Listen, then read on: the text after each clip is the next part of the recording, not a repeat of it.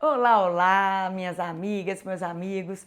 Estamos começando mais um episódio do Joyce Rios Podcast e hoje com a participação de uma terapeuta sistêmica, a Laísa Nogueira, e vamos conversar, detalhar o que é a cura da criança interior.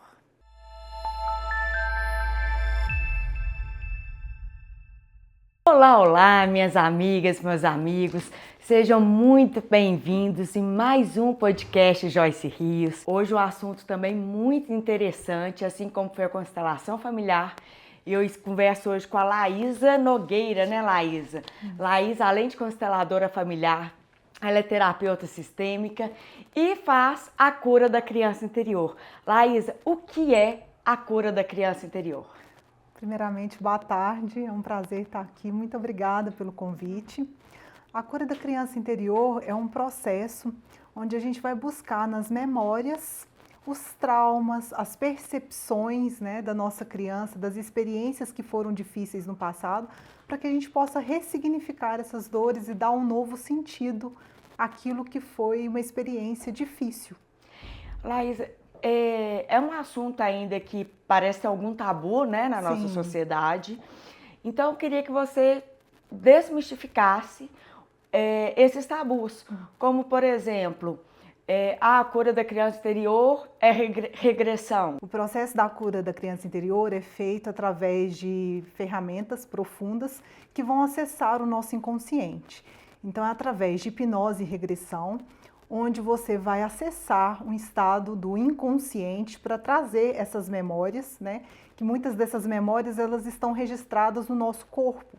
Então, às vezes, em processo terapêutico, onde a abordagem é através da fala, a gente não tem consciência, porque às vezes podem ser memórias desde o útero materno, memórias da concepção, do parto, e isso tudo pode vir a gerar traumas.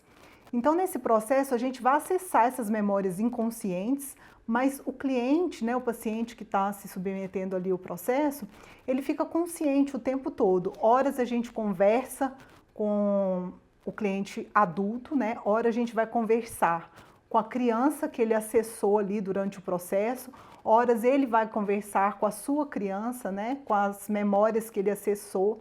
Então, é um processo que utiliza técnicas de meditação, de regressão, assim como de hipnose, mas a pessoa não sai de si, não vai para outra vida, não é uma seita religiosa ou ligada ao espiritismo. Não tem nada a ver com religião e a pessoa fica consciente o tempo todo. Ela só vai acessar através da hipnose, que é um estado de relaxamento profundo, ela vai acessar essas memórias que muitas vezes ela não tem consciência através da fala, Mas quando a gente traz o cliente através da regressão de memórias, ele consegue acessar, por exemplo, o útero materno e ele vai ter as percepções corporais. E aí, a partir disso, as sensações, as percepções, e as memórias corporais. Então, a partir disso, ele vai liberando esses traumas. Assim como a constelação familiar, eu também fiz o processo da cura da criança interior, porque não é preconceito nenhum falar sobre isso, não é tabu, não é criticar a nossa criação, os nossos pais, os nossos responsáveis. Mas às vezes eu vejo como mãe, às vezes eu falo de alguma forma com meu filho e depois da cura da criança, eu penso, poxa, isso não foi positivo para ele na vida adulta. Isso. Então eu tento reverter, E só consegui isso, pensar dessa forma, após a cura da criança interior. Porque às vezes uma forma que a gente fala com o filho, ou alguém, um terceiro fala, ou na escola, afeta a vida adulta. Como que as experiências enquanto criança afetam a vida adulta? Isso que você mencionou é muito importante, porque normalmente na nossa infância nós podemos ter processos traumáticos, que são ali traumas, mas também o trauma ele não é necessariamente um evento, pode ser a percepção da criança, como ela internalizou aquilo a partir de um evento que aconteceu. Então, às vezes, a criança, na infância dela, ela teve que se separar dos pais. Então, ela teve um amor interrompido na relação com o pai ou com a mãe. Isso gera uma sensação de abandono. E esse sentimento de abandono, esse sentimento de vazio emocional, de não ser preenchido do amor, do carinho, das necessidades básicas que a criança precisa, né? Na vida adulta, ela vai projetar isso nos relacionamentos, nas relações, através de dependência emocional, aquela dor da solidão muito profunda, eu preciso do outro. O medo de dar conta sozinha, O medo né? de dar conta sozinha, o medo de não ter ali pessoas ao lado dela. Então, ela sempre está precisando de conexões muito profundas, né? Insegurança, baixa autoestima. O que suga muito quem está em volta. Exatamente. O outro, ele nunca consegue suprir aquilo que os nossos pais deveriam nos proporcionar, né? Mas é interessante a gente olhar para isso também. Dentro desse processo é sempre muito importante a gente trazer o olhar para os nossos pais, porque os nossos pais também tiveram a criança interior deles ferida.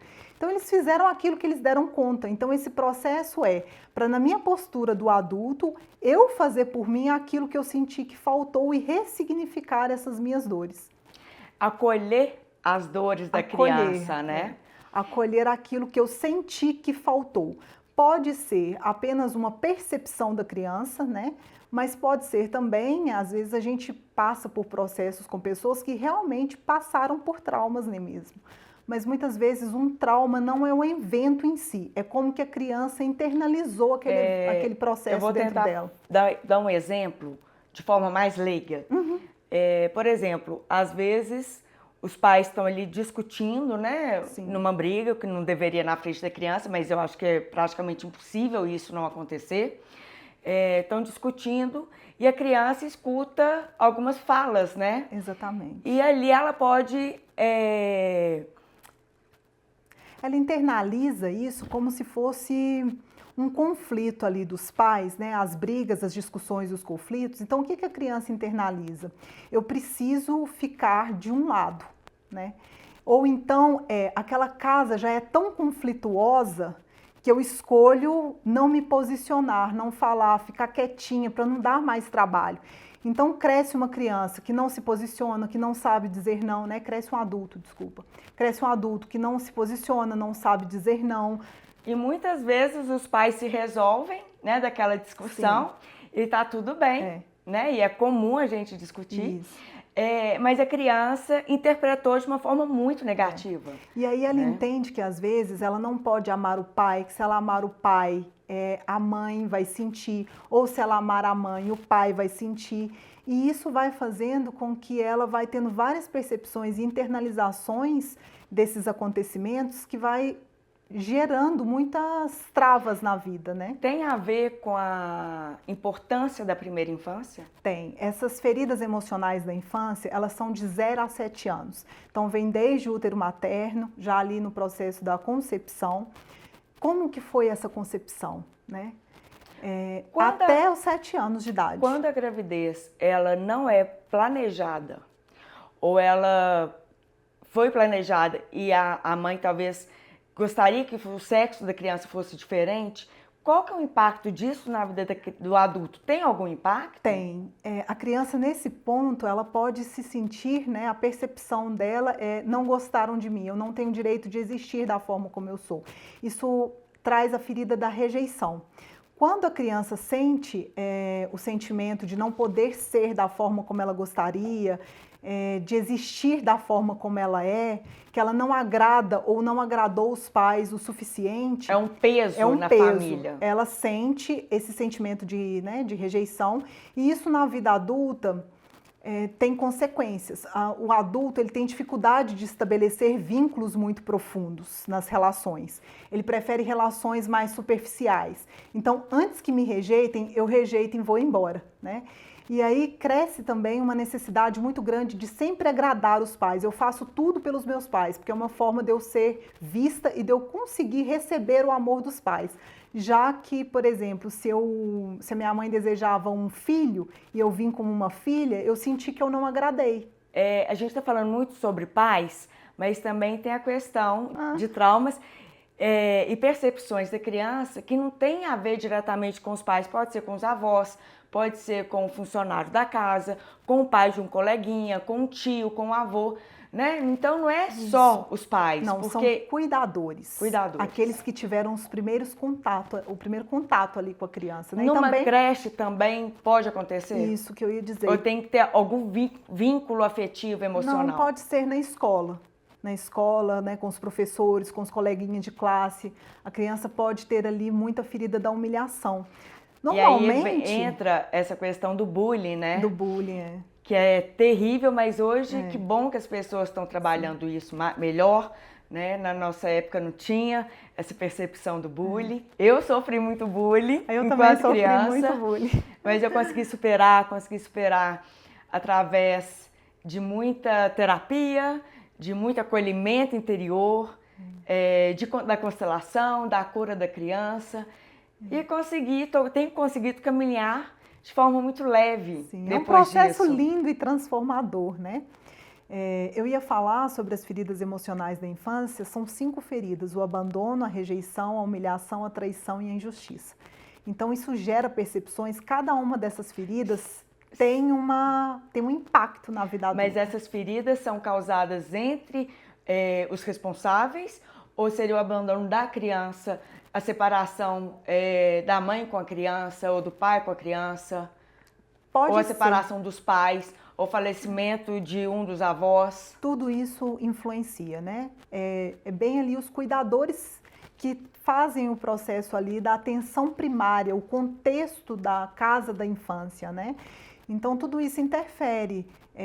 Quando a criança nasce, por exemplo, se ela não teve aquele primeiro contato, aquela conexão muito profunda com a mãe, se precisou ficar separada da mãe, se perde, né, o pai muito novinha, ali com 2 aninhos, 3 aninhos. Às vezes até a criança que nasce prematura e precisa de um atendimento especializado, que ela fica separada dos pais.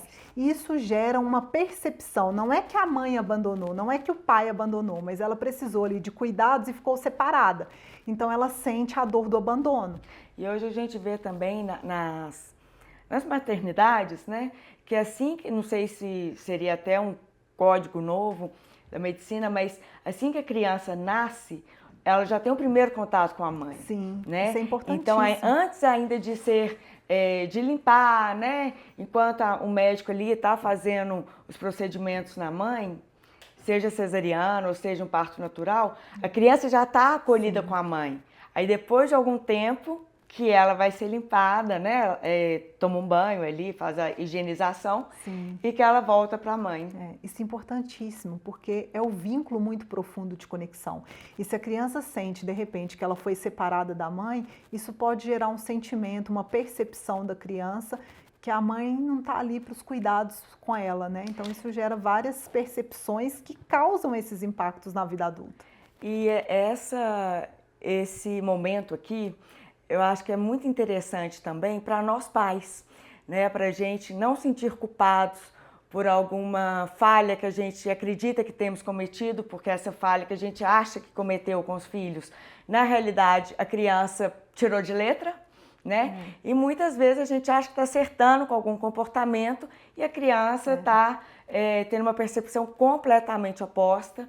E o importante é a gente sempre tentar melhorar como ser humano, como pai, como mãe, né, como avós, e não tentar interpretar o que a criança sentiu, mas sempre eu acho que acolher, né, em momentos de crise, em momentos de... E é muito difícil separar a birra de um sofrimento. Sim. Né? Mas com o tempo eu acho que os pais vão aprendendo a lidar com isso. Ô, Laísa, uma dúvida que me veio aqui. Hoje a gente tem visto, né, nas redes sociais, nas mídias sociais, falar muito de transtornos de personalidade, né? E isso tem muito a ver com a forma como a criança ali foi criada, né? Desse abandono familiar. A cura da criança interior é capaz de, pelo menos, minimizar esse transtorno de personalidade de um adulto? Sim, a gente sempre fala em amenização, né, dos sinais, dos impactos disso na vida adulta. Então, a personalidade, ela está sempre para nos defender de uma dor, né? De um trauma, de um processo difícil que a gente vivenciou. Então, a personalidade é como uma máscara que a gente veste, né? Para que a gente possa não sentir novamente essa dor. A partir dos processos que a gente vai fazendo do trabalho com a cura da criança, a gente vai amenizando, afrouxando esses mecanismos de defesa. E isso, a pessoa vai voltando ali em conexão com a essência dela. Então, ajuda muito nesse processo do reencontro com a sua essência e de amenizar essas camadas mais superficiais que nós vamos criando, que desconecta a gente da nossa essência, como forma de evitar sofrer a dor novamente. Porque quando a gente não trabalha isso, essas questões das feridas emocionais da nossa infância, a nossa vida adulta vai ser uma reedição de todas essas feridas. Mesmo conscientemente a gente não querendo, né? Isso. A gente vai atrair pessoas, a gente vai atrair relações, a gente vai atrair situações que vão se repetir de forma sistematicamente na nossa vida, até que a gente possa olhar para aquilo e encontrar a raiz ali da questão. E aí sim, por isso que esse processo é tão importante, que a gente vai realmente ali na raiz, onde foi a sua primeira dor. Corta a repetição sistêmica. Sim, ajuda muito a trabalhar essa questão da repetição de padrão, né? Repetições de experiências. A gente sempre atrai aquilo que a gente precisa trabalhar dentro de nós. Ô, Laís, até um exemplo meu, né? A gente fez a cura da criança e eu fiz uma sessão. Eu entrei, né, no estado ali profundo, né, de relaxamento profundo, de uma forma até mais rápida, né, do que talvez eu mesma esperasse. E depois você pediu um retorno. Aí eu já tive um pouco mais de dificuldade de acessar ali esse relaxamento, de chegar no ponto do relaxamento, de tirar tudo da mente e me ver só como criança. Como que você identifica quantas sessões que a pessoa precisa para encerrar esse tratamento? Isso é durante o processo mesmo. Às vezes, né, 2, 3 sessões é o suficiente ali para a gente trazer todo esse conteúdo à tona. E através do processo de ressignificação, que tem muitos exercícios que eu também gosto de encaminhar para o cliente, para que ele possa ir fazendo, né? Carta para a criança, carta da criança para o adulto, do adulto para a criança. Carta escrevendo mesmo. Isso nos ajuda muito a liberar essas dores, né? Porque enquanto escrevendo, está liberando todo fora esse processo, a raiva, né? Às vezes ali da criança que tem muita raiva. Então vai ajudando a liberar a mágoa, o ressentimento. As falas, né, sistêmicas. As falas também. sistêmicas ajudam muito. E isso tudo vai amenizando ali os nossos mecanismos de defesa, vamos dizer assim, né? E nós vamos ficando mais livres para fazer escolhas mais conscientes. Estamos caminhando já para o fim desse episódio, mas eu não posso encerrar, Laís, sem te perguntar quais são as consequências práticas, né, na vida do adulto, de acordo com cada ferida, que você disse que são 5 feridas emocionais. 5 feridas emocionais. Resume um pouquinho de cada ferida com impacto prático na vida adulta, por favor. A dor, vou falar primeiro sobre a dor do abandono. O sentimento do abandono é quando a criança ela se sente ali separada dos pais na infância. Então ela sente que faltou amor, faltou atenção, faltou carinho. E isso ela vai buscar preencher na vida adulta na relação com outras pessoas. Então a maior dor dessa criança é a dor da solidão. E a gente busca preencher isso através de relações. Então nos leva na vida adulta a entrar em relacionamentos, muitas vezes relacionamentos tóxicos, porque eu preciso do outro, né? E tem diferença da sensação do abandono da mãe e abandono do pai? Ou abandono e abandono, seja de quem for? O sentimento na relação com a mãe é um vínculo mais profundo, né? Mas todos têm essas consequências. De buscar no outro uma dependência. Eu preciso do outro, eu não vivo sem o outro, né? É muito importante. E gera uma dependência emocional tão forte que nos relacionamentos da vida adulta eu posso atrair para minha vida relações tóxicas e ter dificuldade de sair dessas relações. Então eu fico vivenciando aquela relação de dependência e codependência. A ferida da rejeição, como a gente falou, começa dentro do útero materno. É a ferida onde a criança ela sente que ela não tem o direito de existir, de ser quem ela é, que ela não agrada os pais da forma como ela é.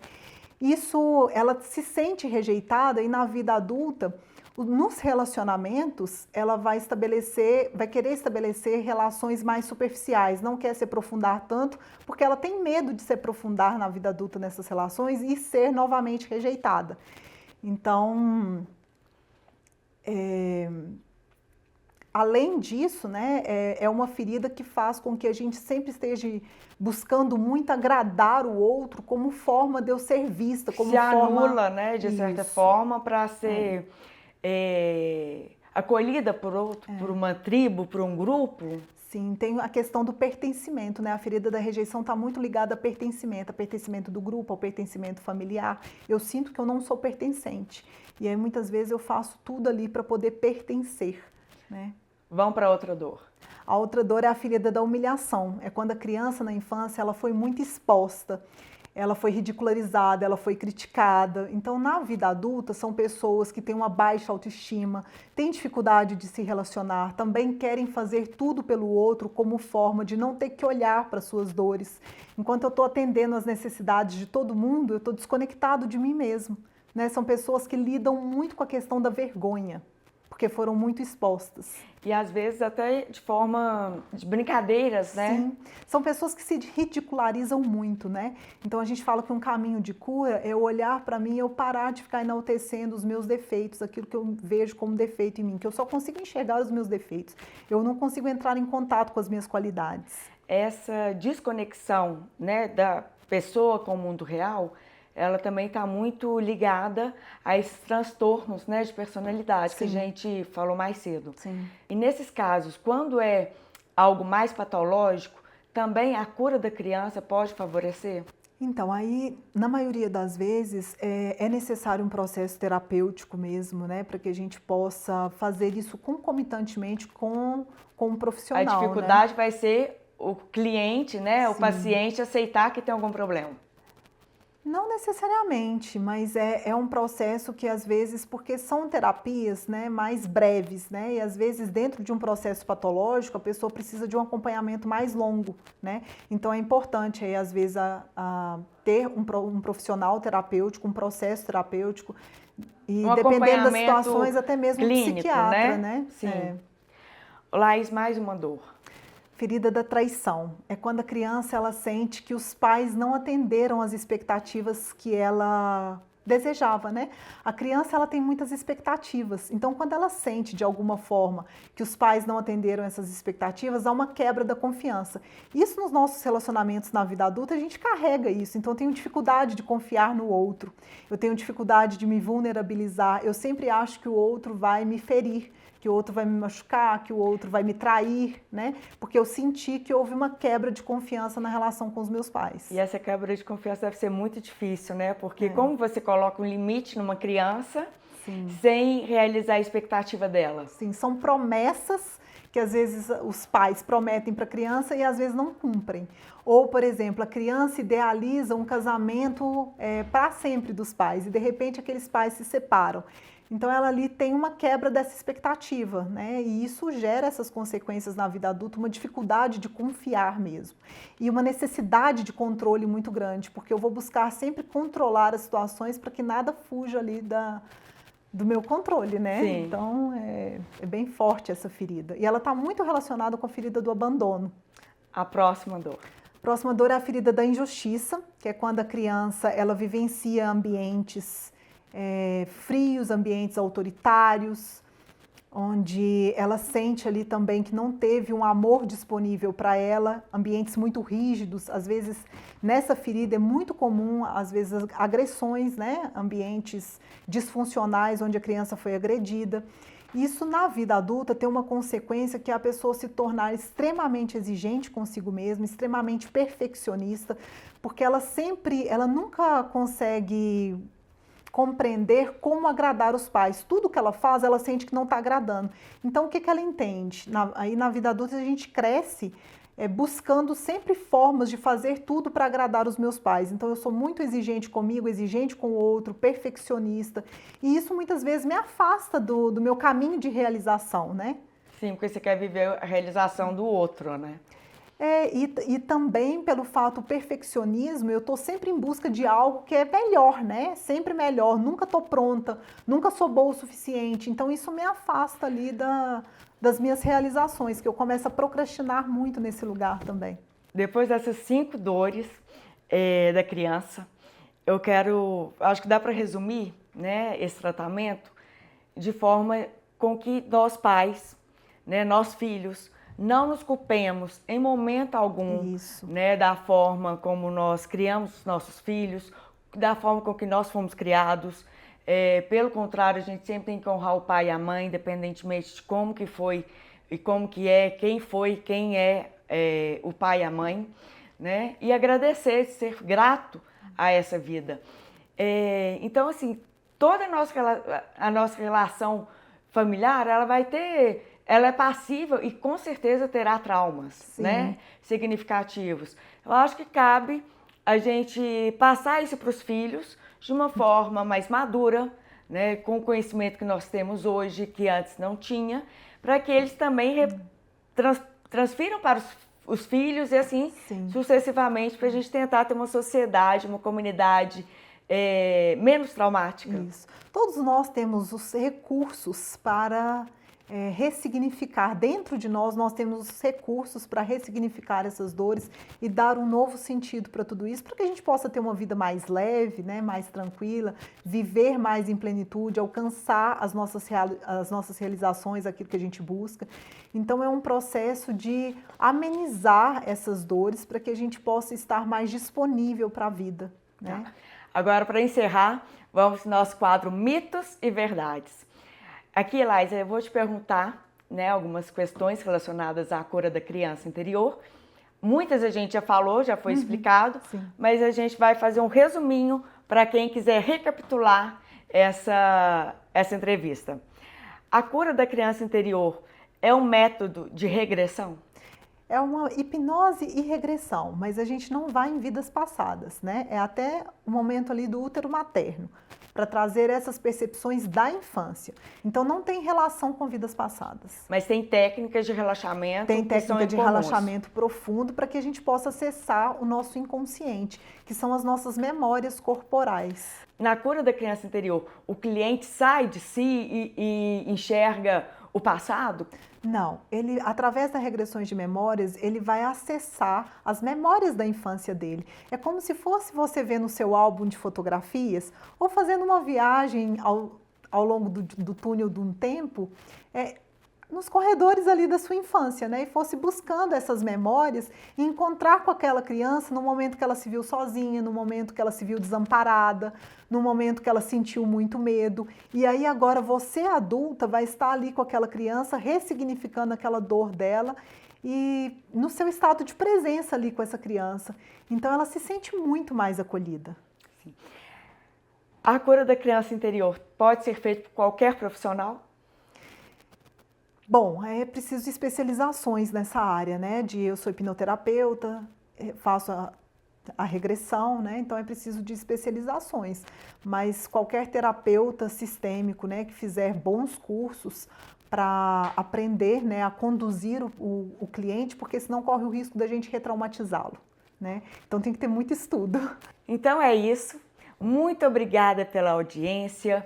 Quero falar com vocês que o nosso Instagram, o meu Instagram, né, minhas redes sociais estão disponíveis para vocês sugerirem entrevistados, sugerirem assuntos, pautas, criticar também, né? Nós temos que aceitar também as nossas falhas, até a fim de melhorar e também como elogios. Muito obrigada, Laísa, mais uma vez pela confiança. Espero que tenha esclarecido, né, de forma prática aí, muitas questões. E quem tiver interesse, a gente vai deixar o telefone da Laísa aqui embaixo.